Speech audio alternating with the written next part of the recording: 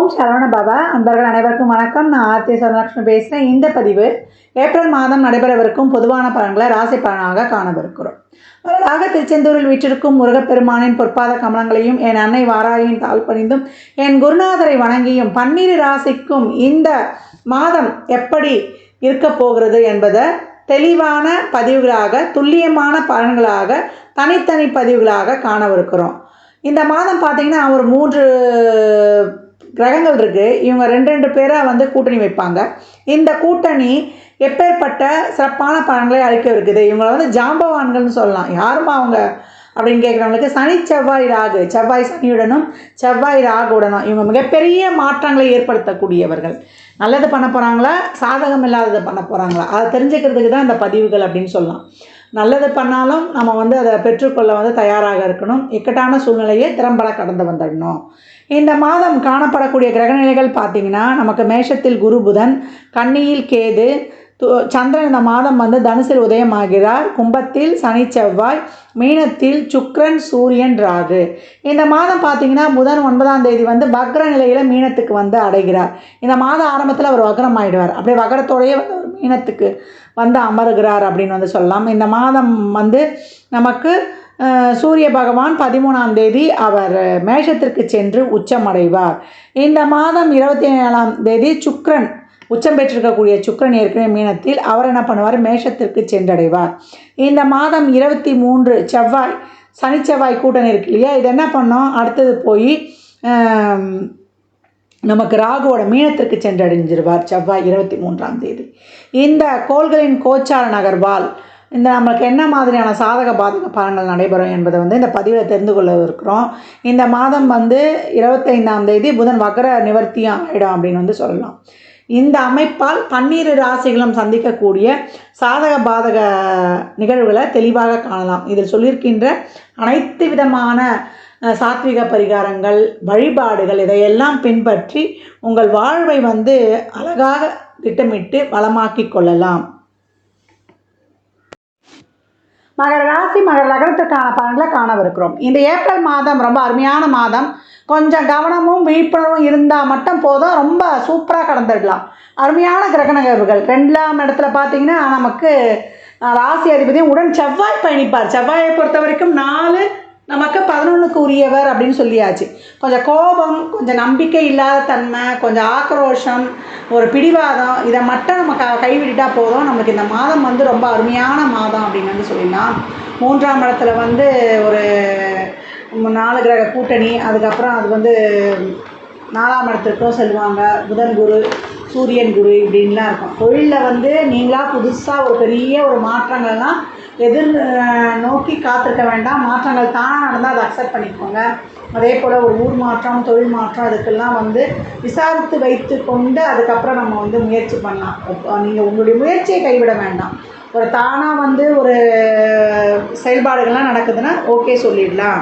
வேலை பளு இருக்கும், ப்ரெஷர் இருக்கும், ஒரு டென்ஷன், ஒரு தேவையில்லாத ஒரு சிக்கல்கள், ஒரு எரிச்சல், ஒரு கோபம், ஒரு வெறுப்பு, இதையெல்லாம் கடந்து இந்த மாதம் சாதிக்கவும் செய்யலாம்.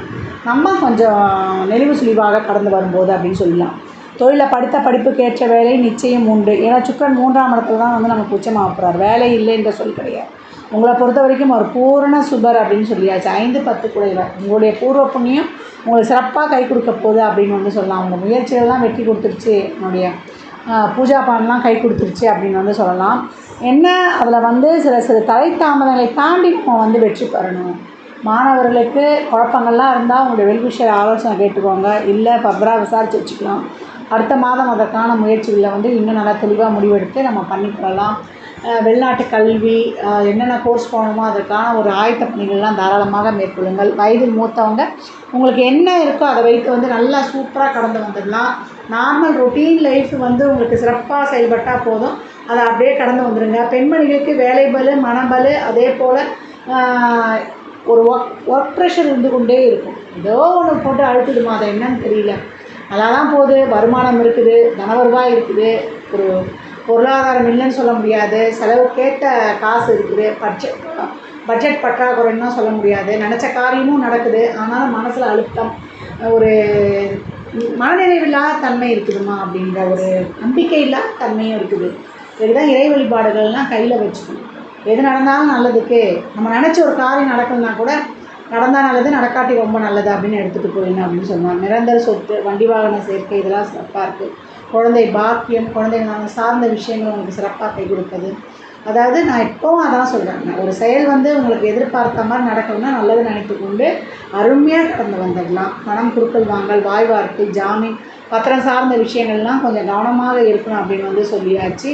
இந்த காலகட்டம் திருமணம் போன்ற விஷயங்கள்லாம் முடிவெடுக்க முடியாது. அதான் அடுத்த மாதம் எடுத்துக்கலாம். நம்மளால் ஒரு ஜட்ஜ் பண்ண முடியாது. ஒரு குழப்பம் இருந்து கொண்டே இருக்கும். உறவுகள் சார்ந்த விஷயங்கள்லாம் கொஞ்சம் விட்டு கொடுத்து போயிடுங்க. ரிலேஷன்ஷிப்லலாம் இருக்கிறீங்கன்னா தேவையில்லாத வார்த்தைகள்லாம் பேசாதீங்க. நீ அப்போ செஞ்ச, அதை செஞ்ச, இதை செஞ்ச, குற்றப்பத்திரிக்கை வாசிக்காதீங்க அப்படின்னு சொல்லியாச்சு. எல்லார்கிட்டையுமே நல்ல குணங்களும் இருக்கும், கெட்ட குணங்களும் இருக்கும். அதனால் ஒருத்தர் செய்த தவறுகளை சுட்டி காட்டி கொண்டே இருக்கக்கூடாது. ஏன்னா 8க்குரிய சூரியன் 3, அதுக்கப்புறம் 4 தான் இருப்பார். அதாவது நெருங்கிய உறவினராக இருந்தாலும் சரி, குடும்ப உறவுகளாக இருந்தாலும் சரி, ஒரு கொலிக்காக இருந்தாலும் சரி, அவங்க குற்றப்பத்திரிகையை தாக்கல் செய்யாதீங்க. அவங்க நல்லதை மட்டுமே நீங்கள் பெருசாக எடுத்துகிட்டு அவங்கள அரவணைத்து செல்லும்போது உங்கள் உறவும் சரி, உங்கள் சுற்றுச்சூழலும் சரி ரொம்ப சிறப்பாக இருக்கும் அப்படின்னு சொல்லலாம். ரொம்ப அருமையான ஒரு காலகட்டம். உங்கள் உழைப்புக்கேற்ற உயர்வு நிச்சயம் உண்டு. தொழிலில், சமூகத்தில் உங்களுக்கான ஒரு மதிப்பு மரியாதை நிச்சயமாக உண்டு அப்படின்னு சொல்லலாம். வெளிநாட்டு வேலைக்கான ஒரு பாஸ்போர்ட் இருக்கக்கூடிய சிக்கல்கள்லாம் நீங்கள் உங்களுக்கு கிடைக்கப்பெறுவது. உடல் ஆரோக்கியத்தில் கொஞ்சம் கூடுதல் கவனம் வச்சுக்கணும். உஷ்ண சம்மந்தப்பட்ட நோய்கள், இப்போ எங்கே பாரு அம்மையாக இருக்குது. இந்த அம்மையெல்லாம் கொஞ்சம் கவனமாக கையாளுங்க. அது ஒரு நரம்பு பாதிப்பெல்லாம் ஏற்படுத்துதுன்னு நான் கேள்விப்பட்டேன். ஏதாவது ஒரு பெரிய மேஜராக வச்சுருந்தாங்கன்னா ரொம்ப கவனம். நல்லா இளநீர் வாங்கி குடிக்கிறது, நிறைய தண்ணி சாப்பிட்றது, ஸ்பைசி ஃபுட்களை தவிர்ப்பது. நிறைய நான்வெஜ் பிரியராக இருக்கும், ரொம்ப சாப்பிட தோணும். தேவையில்லாத டிஷ்ஷெல்லாம் நம்ம இது பண்ணி இந்த காலகட்டம் இது பண்ணலாம். எண்ணெய் கத்திரிக்காய்லாம் சாப்பிட்றது, நிறைய காரம் சாப்பிட்றது, நான்வெஜ்ஜை இரவு நேரங்களை தவிர்த்துக்கொள்வது ரொம்ப சிறப்பு. அளவோடு சாப்பிடணும். அளவுக்கு மிஞ்சினால் அமிர்தம் நஞ்சுன்னு இல்லையா? அதே போல் வண்டி வாகனங்களில் முகம் சம்மந்தப்பட்ட இஎன்டி சம்மந்தமான பிரச்சனை, அது சூடுனால், அதிகப்படியான உஷ்ணத்தினால நமக்கு சளி, ஜுரம் எல்லாமே இஎன்டி சம்மந்தமான பிரச்சனைகளும் வரும். அதில் மட்டும் கவனமாக இருந்து கொள்ளணும் அப்படின்னு சொல்லியாச்சு. மகரத்தை பொறுத்த வரைக்கும் அனைத்து விதமான செயல்பாடுகளுக்கும் தடை தாமரை கடந்து வெற்றி பெறுவீங்க. என்ன கொஞ்சம் பொறுமை, நிதானம் மட்டும் வேண்டும் அப்படின்னு சொல்லியாச்சு. கணவன் மனைவி உறவுகளை நிறைய விட்டு கொடுத்து போங்க. நான் ஏற்கனவே சொன்ன மாதிரி ஆர்குமெண்ட் வைத்து கொள்ளாதீங்க. விட்டு கொடுப்பவர் கெட்டு போவதில்லை. மே மாதத்துக்கு அப்புறம் மிக பெரிய பாக்கியத்தை அடைய போகிறவர்கள் நீங்கள். குருவினுடைய சிறப்பு பார்வை உங்களுக்கு கிடைக்க போகுது. அது சொல்லவே முடியாது. எல்லாமே லாபம் தான் சொல்லலாம். 7.5 சனியில் கடந்து கொண்டிருக்கவங்களுக்கு கனிவான பலன்களும் சிகரத்தை தொடப்போகிறவர்கள் அதுக்கான காலகட்டங்கள்லாம் வருது. இந்த மாதம் மட்டும் கொஞ்சம் கவனம், விழிப்புணர்வு கூடுதலாக தேவைப்படுது. நிரந்தர சொத்து, ஆடம்பர அத்தியாவசிய பொருட்கள், பணம் சார்ந்த விஷயங்களில், உறவுகள் விஷயங்களில், உடல்நிலையில் கவனம் தேவை. வேலையெல்லாம் இருக்கும், அந்த வேலையை நம்ம ஊக்கமுடன், மனநிறைவுடன், நான் இதே சொல்லிட்டேன், எது நடந்தாலும் அது மனநிறைவே என்ற எண்ணத்தை மட்டும் வளர்த்துக்கொள்ளுங்கன்னா, நம்பிக்கையுடன் உழைக்க முற்படும் பொழுது இந்த ஏப்ரல் மாதம் வாழ்க்கையின் ஏணிப்படிகளில் விரைவாக ஏறி உச்சத்தை அடைந்துடலாம் அப்படின்னு சொல்லியாச்சு. இந்த பலன்கள்லாம் கோள்களின் கோச்சார நகரை வைத்து சொல்லப்பட்டிருக்கு. உங்கள் சுய ஜாதகத்தில் இப்போ என்ன தசாபுதி நடக்குது, அது எதற்காக உங்களுக்கு ஊக்கப்படுத்துது, அது திருமணம், குழந்தை பாக்கியத்திற்கா, இல்லை பொருளாதார முன்னேற்றத்திற்கா என்பதெல்லாம் உங்கள் சுய ஜாதகத்தை ஆய்வு செய்வதன் மூலம் மட்டுமே நாம் தெளிவாக அறிந்து கொள்ள முடியும். வயதில் மூத்தவங்களுக்கு இந்த காலகட்டம் ஆன்மீக பயணம்லாம் நீங்கள் மேற்கொள்வீங்க. இந்த வெளியிடங்களுக்கு போகும்பொழுது உணவு, நீர், சுற்றுப்புற சூழல் கொஞ்சம் கவனமாக இருக்கணும். கொஞ்சம் டஸ்ட் அலர்ஜி இல்லாமலாம் பார்த்துக்கொள்ளுங்க. இந்த விஷயங்களில் மட்டும் உங்களுக்கு கூடுதல் கவனம் தேவைன்னு சொல்லியாச்சு. மகர ராசிக்கார அன்பர்கள், இந்த மாதம் நீங்கள் வழிபட வேண்டிய தெய்வம் என்னென்னு கேட்டிங்கன்னா, ஆஞ்சநேயர் வழிபாடு ரொம்ப சிறப்பு. குரு வழிபாடு செய்யும்போது இன்னும் பலன்களை அதிகப்படுத்திக் கொள்ளலாம். குலதெய்வ வழிபாடை இன்னும் சிறப்பாக செய்யுங்க. லாபாதிபதி 2ஆம் அதிபதியோடு சேர்த்து, அதனால் பூர்வீக சொத்து இந்த பக்கங்கள்லாம் நீங்கி உங்கள் கைக்கு தந்தையால் ஒரு அனுகூலம், ஒரு சிறப்பாக நல்லாவே இருக்கும் அப்படிங்கிறத சொல்லியாச்சு.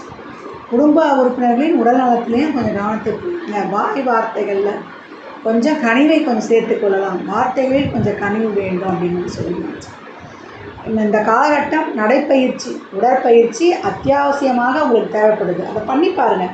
த்ரெட்மில்லாம் நடக்கக்கூடாது. இயற்கையோடு வேலை காலார நடந்து போகணும், உடம்புலேருந்து வேர்வை வரணும். அந்த மாதிரி உழைக்கும்பொழுது உங்களுக்கு சனீஸ்வர பகவான் அல்ல வற்றாத செல்வத்தை கொடுப்பாரு, அட்சய பாத்திரம் மாதிரி அப்படின்னு சொல்லலாம். ஏன்னா மகர ராசியே ஒர்க்கஹாலிக்னு சொல்லியிருக்கோம்.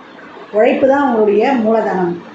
ஏன்னா அவ்வளோ அருமையான பலன்களை அடையப் போகிறவர்கள் இந்த மாதம் தான்.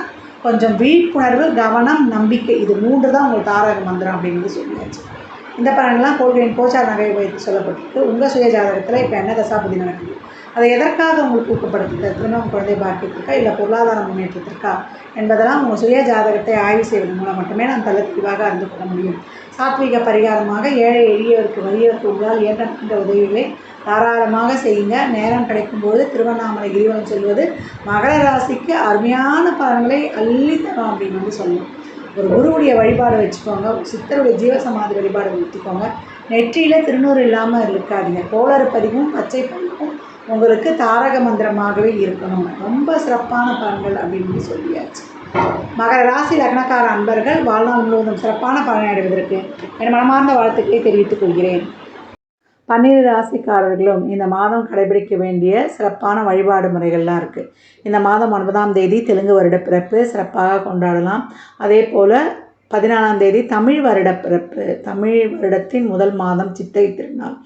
இந்த நாளில் நம்ம காலையில் எழுந்த உடனே மங்கள பொருட்கள் எல்லாம் காணலாம். அதற்கு என்ன பண்ணணும்னா, முதல் நாள் இரவே ஒரு பெரிய தாம்பாளத்தட்டில் நம்ம என்ன பண்ணலாம், மஞ்சள், குங்குமம், வெத்தலைப்பாக்கு, வாழைப்பழம், அதே போல் மாதுளை, செவ்வாழை, கொய்யா, அந்த மாதிரி பச்சை நிற கனிகளையும் சிகப்பு நிற கனிகளையும் மஞ்சள் நிற கனிகளையும் வைப்பதுடன் மங்கள பொருட்களையும் அதனுடன் வைத்து நல்ல ஒரு கல்கண்டு அதையும் வைக்கலாம். தாராளமாக வீட்டில் இருக்கக்கூடிய ஒரு தங்க நாணயங்கள் இருந்தாலும் வைக்கலாம், வெள்ளி நாணயங்களாக வைக்கலாம்.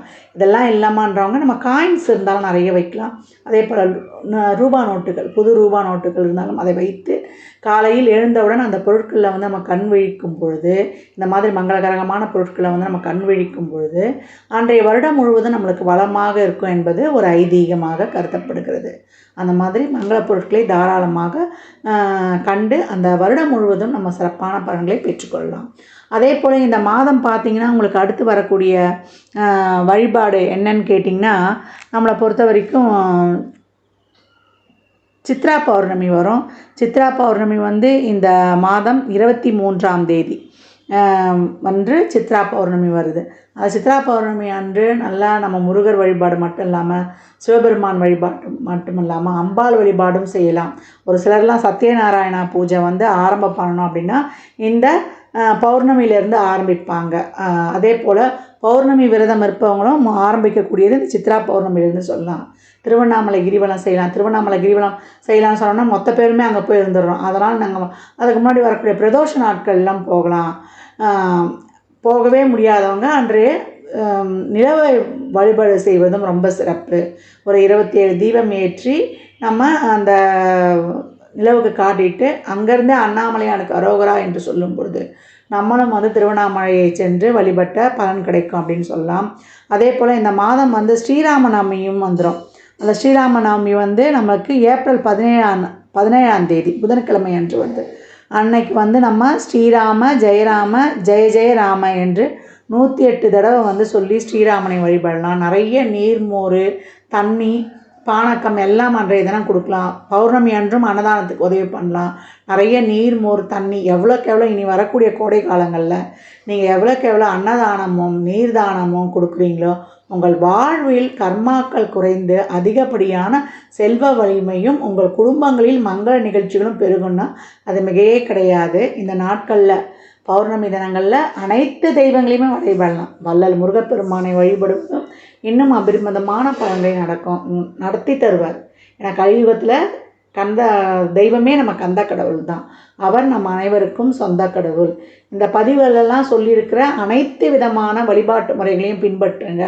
இந்த பஞ்ச கவசங்களையும் அபிராமி அந்தாதியையும் சொல்லிக்கொண்டே வாங்க. ஏன்னா 2028 வரைக்குமே இந்த உலகத்தில் பொருளாதாரத்துலேயும் சரி சமூகத்துலேயும் சரி அதிகப்படியான மாற்றங்கள் ஏற்படும். நமக்கு இருக்கக்கூடிய மன அழுத்தங்கள், இந்த சுற்றுப்புற சூழலால் நம்ம குடும்ப சூழலும் நம்ம மன நிலையும் அதிக அளவு பாதிக்கும். இதிலிருந்தெல்லாம் விடுபடுவதற்கு தான் இறை வழிபாடு ரொம்ப அவசியம். அதுதான் நம்ம முன்னோர்கள் ஆலயங்கள்லாம் கட்டினாங்க. நம்ம மனதை வந்து ரொம்ப ரிலாக்ஸாக வைத்துக்கொள்வது. மனம் அது செம்மையானால் மந்திரம் ஜெபிக்க தேவையில்லை. இந்த மனம் வந்து சிறப்பாக செயல்படும் பொழுது தான் நம்ம சிந்தித்து ஒரு செயலை சிறப்பாற்றி அதிகப்படியான நல்ல செயல்களை செய்து வாழ்வில் வெற்றி பெற்று வளமாக்குவதற்கு இதெல்லாம் அடிப்படையான தாத்பரியங்கள். அதனால தான் நம்ம முன்னோர்கள் எல்லாமே சூட்சமமாக வைத்து சென்றார்கள். அதனால் அன்பர்கள் வந்து இந்த பதிவினை முழுமையாக கேட்டு இதில் சொல்லியிருக்கக்கூடிய அனைத்து விதமான நற்பலன்களையும் அருமையாக செயல்படுத்தி வாழ்வை வளமாக்கி கொள்ளுங்கள். ஜாதகம் பார்க்க விரும்பும் நண்பர்கள் இந்த எண்ணிற்கு ஒரு மெசேஜ் செய்யுங்க. தங்களுக்கான விவரங்கள் அளிக்கப்படும். அப்பாயின்மெண்ட் பெற்றுக்கொள்ளலாம். ஜாதகம் சிறந்த முறையில் கணித்து பார்த்து தரப்படும். வாஸ்து பார்த்து தரப்படும். வாஸ்துபடி வீடு கட்ட பிளான்கள் போட்டு தரப்படும். எண்ணியல் படி பிறந்த குழந்தைகளுக்கு பெயர் வைத்து தரப்படும். தொழிற்சாலை நிறுவனங்களுக்கும் பெயர் வைத்து உங்கள் வாழ்வை வளமாக்கி கொள்ளலாம். சுபமுகூர்த்த நாட்கள் குறித்து தரப்படும். அவரவர் சேவைக்குண்டான கட்டணத்தை செலுத்தி சிறப்பான சேவைகளை பெற்று உங்கள் வாழ்வை வளமாக்கிக் கொள்ளலாம். மற்றும் ஒரு சிறப்பான பதிவில் சந்திக்கும் வரை தங்களிடமிருந்து விடைபெற்றுக் கொள்வது ஆதித்ய சொர்ணலக்ஷ்மி. இந்த பதிவை தாங்கள் பார்ப்பதோடு மட்டுமல்லாமல் தங்கள் உற்றார் உறவினர் நண்பர்களுக்கும் பகிருங்க. வாழ்க வளமுடன். நற்பவி நற்செய்தி. இறையருளால் அனைத்தும் நிறைவாகட்டும்.